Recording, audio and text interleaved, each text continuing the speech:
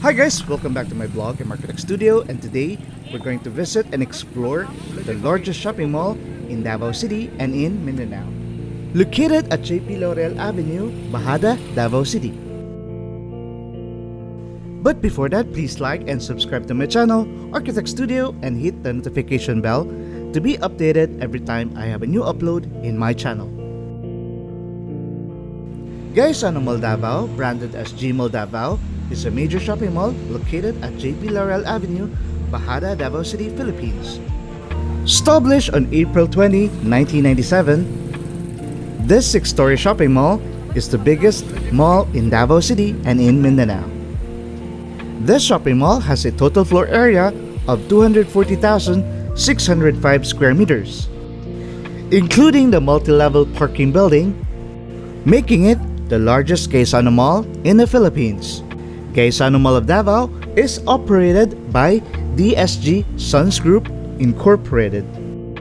The 6-story shopping mall houses shops, arcade, food hall, theater, and 8 cinemas, and home of the Peak located at the top of the mall. The Peak at Gaisano Mall, which is located at the 6th level, was intentionally built to compete with SM Davao Annex, SM Lanang Premier Fountain Court, and Abriza high-end restaurants. So tara, samahan niyo ako ikutin natin ang Gaisano Mall of Davao, the largest mall in Davao City and in Mindanao.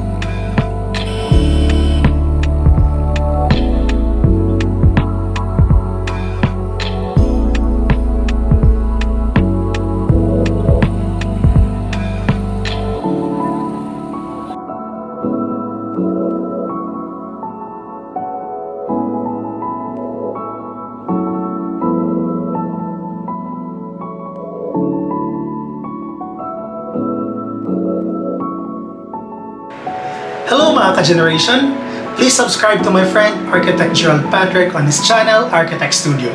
God bless!